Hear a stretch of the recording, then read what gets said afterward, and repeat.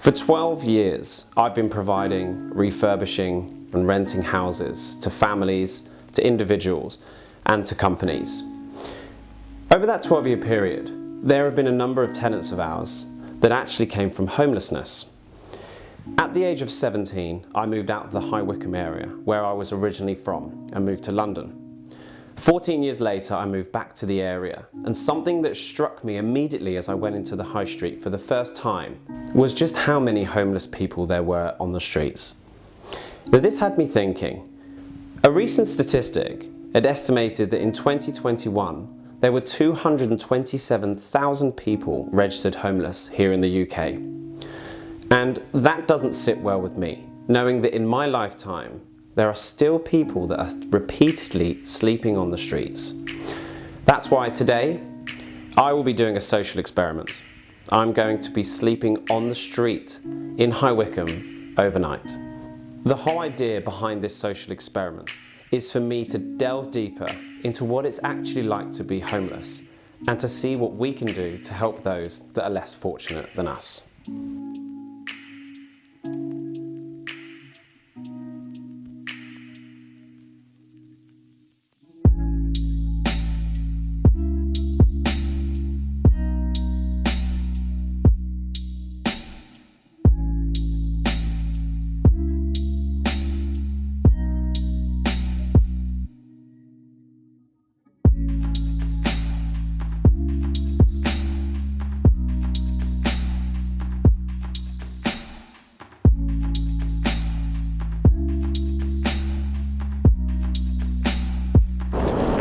So we've been in Wycombe for all of literally about 30 seconds. We have seen there's some beds literally down here. We had a number of people. As soon as we walked out of the door of where we were staying, we had two guys that had just obviously come up from their bed or something.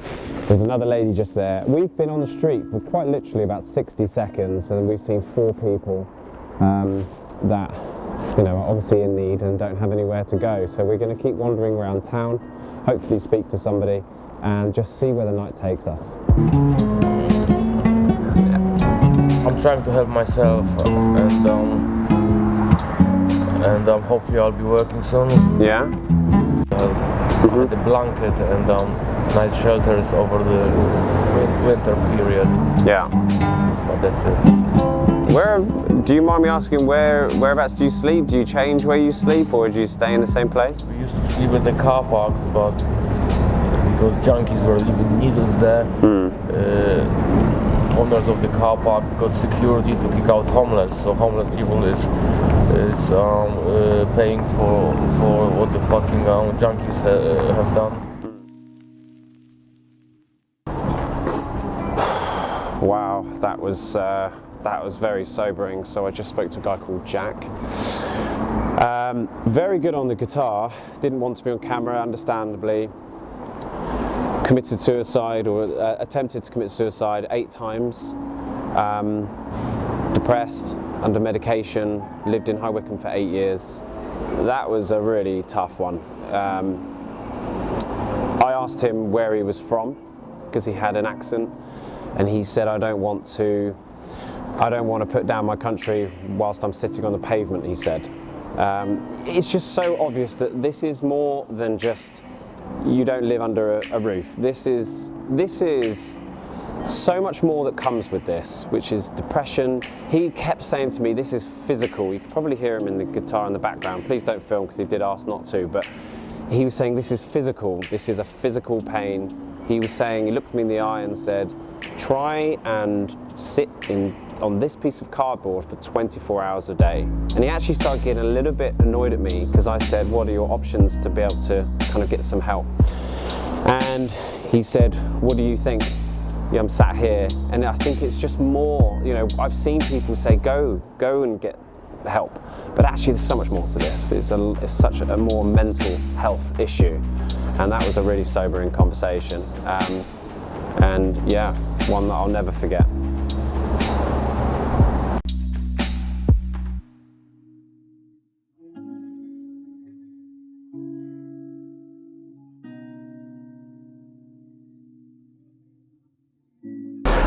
Right, we just met a guy called Liam. And I was actually really hoping to see this guy because I see him a lot.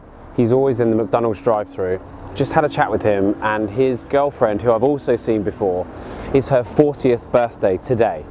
He didn't really want to chat right now. He said we can have a chat a bit later, hopefully, because he wanted to get his latte and ice cream that someone gave him to send it back to his girlfriend for her 40th birthday. So I think we're going to go and surprise her with hopefully some treats for her birthday.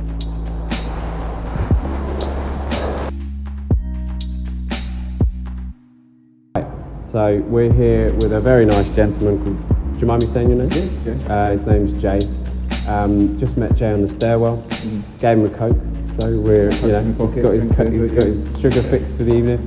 And do you know what? Jay's actually been really nice to kind of agree to have a bit of a chat with us. Yeah. Jay, if you don't mind, please don't say what you're not comfortable with, right? Yeah, and you'll only say what you're happy to say. Yeah. But you've been very kind to accept this. So if, in your own words, Jay, if you wouldn't mind just telling us a little bit more about who you are, where the homelessness kind of started and where you are today, if you don't mind. Yeah, no worries. Well, basically it started off, to be quite honest, I was into like the rave scene, etc. like that. I had a good job, and I ended up kind of losing one job, getting another job, and then I ended up moving into a place called Stonham, and it's closed down now. But what goes with moving in somewhere, and things happen, and I ended up getting on something that I didn't really know a lot about, dabbled in it, and before you know it, things happen, and it's the worst and the biggest regret that's ever happened. So basically, I'm not going to go into that, but you can probably guess what it is, but it will be drugs, harder drugs, but kind of scrimmed my way through life, lost a very, very good job, and ended up being on the streets. And the last 8-9 years, it's been basically a big up and down place, like being on the streets, and then obviously it comes with a bit of petty crime and stuff like that. So then getting turned into custody because it's only short sentences, they can't use it. So it's a vicious circle, a revolving circle. But being homeless in High Wycombe is okay, but it's sort of there could be quicker things done, but they've got a lot better since COVID. Since COVID, why can't you house them immediately because of COVID? They can't kind of go back and go, but being homeless in High Wycombe it's got its ups and downs. It's not the best places to be, but there are things, the charities that can help. You've got One Can now. Some of the restaurants and places will help you out, but the one other thing that was quite bad that they did the first time round was that they had speakers in the stairwells, really loud speakers and all that sort of stuff, so to stop us sleeping in here.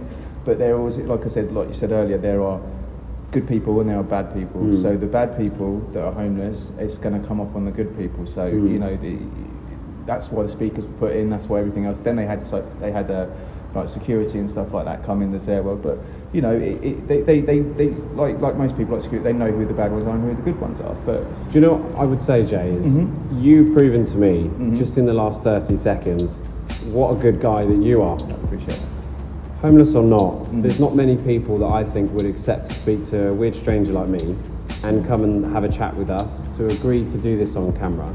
And I commend you for that, and I think that shows great strength on your part.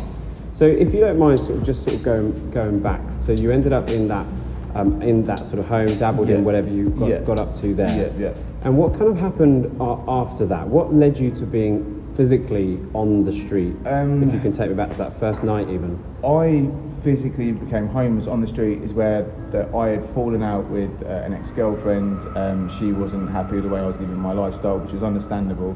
And I kind of just felt myself going, I can't really go to other friends because of what's happened. You do fall out of people, and literally everything kind of fell apart. So I then was like, I'm going to have to sleep on the streets. And it wasn't very, it was a shock. There's camping, and then there's actually sleeping on the streets, and that's completely different. But you've got a few places. If you find yourself, somewhere that you can kind of hide away, but it's always going to, if you're wet, you're cold, you're always going to struggle in that sort of sense. But finding myself homeless that first time was I was scared. I can look after myself, but I was scared, I was upset, I was just ashamed, I was really what do I do? I wasn't really in contact with family back then, due to other supporting things like just falling out with my family.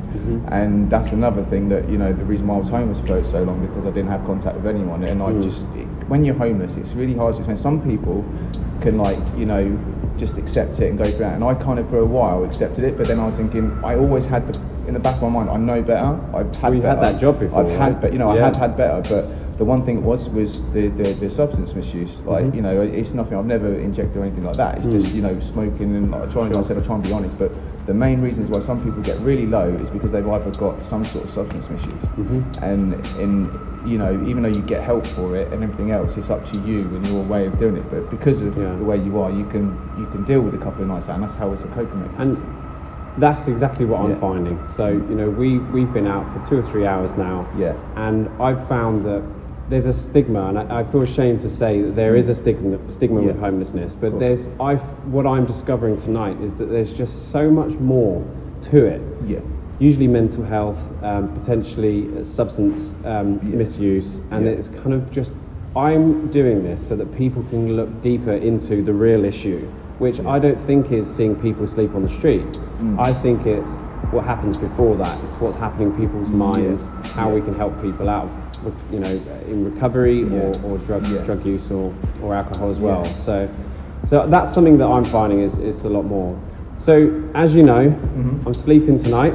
First time. What's your advice for me? Right, okay, first advice is, if you've got a decent sleeping bag, okay, none of this camping, like, you know, none of the caravan sleeping bags, and your best thing to do is to get some decent cardboard, keep yourself off the ground, right, okay, at least, you know, some decent big boxes, or say about 2 or 3 layers of it. Get yourself a hat. You've got a hat, but like get yourself one of these or something. The normal club or some North Face stuff if you've got it. Like, but yeah, just try and keep yourself warm. But also, don't go to sleep with a jacket on as well. Kind of take down to a low that you're kind of comfortable, because when you get up in the morning and you haven't got anything to put on, you're getting straight out of a warm place and you're not got any other layers on. It's like the same as any survival. It's basically a survival. It's a survival instinct, and it's a survival way of going. You know, it's going to be freezing.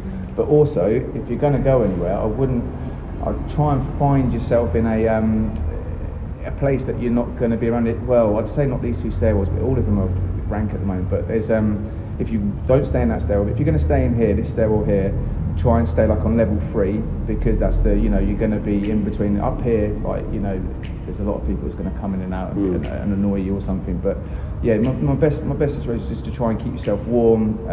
You know, get yourself something to eat, and if you've got, like, you know, a flask or anything like that, any hot drinks, and you know, if you feel like you're not tired, go for a little walk or eat a load of sugar and have a sugar crash and just knock yourself out. But try and keep warm, keep yourself off the ground, and try and just try and read a book or something, or if you've got a bit of data on your phone, like, watch something on your phone. So yeah. And what does the future look like for you? The future at the moment for me, right, I'm coming out the other end. I get that impression. I've gone through some shit, and I'm not going to go into what shit, but you know, one Christmas year, literally on this level, I was stabbed.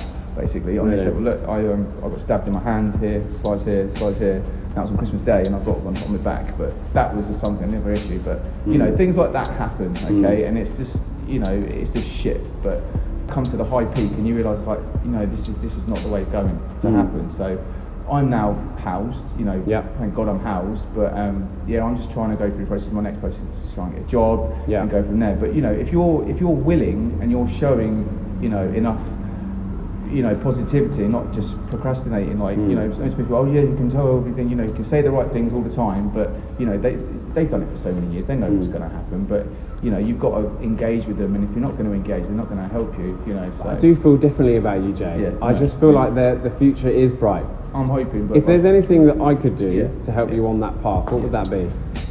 I don't know, just stay in contact, and if I do need some help, you know, let's say with, you know, with other, say, charities or other, you know, access to, say, the council, if you're in touch with council and things like that, you know, just little things, little foots in the door that I could, you know, try and help me out with, you know, some things that I might not know. I know a few bits and bobs, but you might know another material, you might know people that might be able to sort me out, like, you know, say a job or something like that. What sort of work would Well, I was in like sort of like a previous job I was working for. I was working for a mortgage company basically. Right. And and that, I'm not going to go into that, but that really fucked up. So I was kind of like. Well, I don't know. Maybe you should, because the only thing is that now I've got a criminal record. Yeah. And it's working in finance, and I can't work in finance. What were you, a mortgage broker? Not a mortgage broker. I was just basically kind of like cold calling pretty much, and then I'd pass you on to someone else. Yeah. And, you know, and I was in customer care. So a referral type. Yeah. And is that for mortgages itself? That was for mortgages. That was for basically people that are also, you know, in debt. I talked to people about in debt and how I could help them with the debt. Obviously, it was 3 different other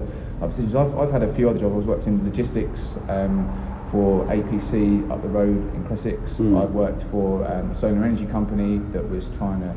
I worked for Laithwaite's Wine. I've worked for a few office companies. I was also, you know, done a bit of work on building sites, but that was previously. But the last, like I said, 8 years. I'm 35 now, but like the last 8 years, it's been really up and down. I've had 1 or 2 jobs, but they've never really handled because I've been homeless and, you know, I haven't turned up, or I've been turned up 2 hours late. It's just like maybe when you come back, when you're like when your life's a little bit more, you know, when you're a little bit more settled. That's another thing. Or I've just walked out because I just can't be asked to work for them. But you know, that's another thing. So well, I always sort of tend to feel like it's baby steps, right?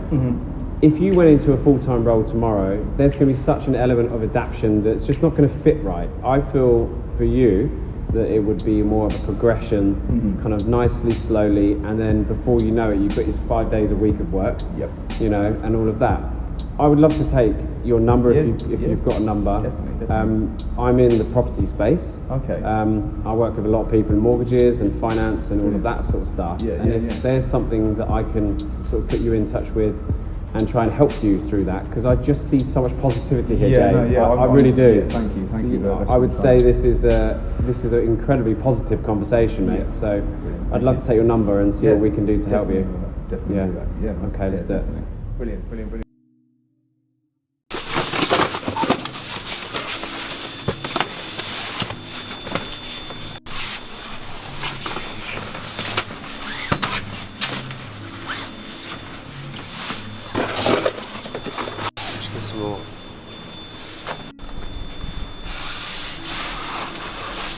So it looks like this is where I'm staying tonight. It's really grim, but this is only one night when these people actually really go through this every single day. This is where I'm sleeping. It's not pretty, but it's all for a good cause. So I'm gonna get my head down. So let's see how the night goes. Okay, so this is the bed for the night. It's not pretty, but it's secure and covered. And this is really what a lot of people would have to go through every night. Making a bed, moving around town, finding different places. This is far from ideal, but you know what? It's covered under there, pillows, suitcase. I'm going to make the best of this. This is the hard part, but this is just one night for me. It's not every day, so we'll grin and bear it. Let's see how we get on. So that was a really tough night. All of this is in aid of the Wickham Homeless Connection, and if you could donate anything at all, please do so using the link that's below. That was a really tough night. It was very uncomfortable. I haven't slept one bit, but this is for a very worthwhile cause that I hope I'm bringing some light to. So please do donate whatever you can, because I know these charities very much need your support. Thank you.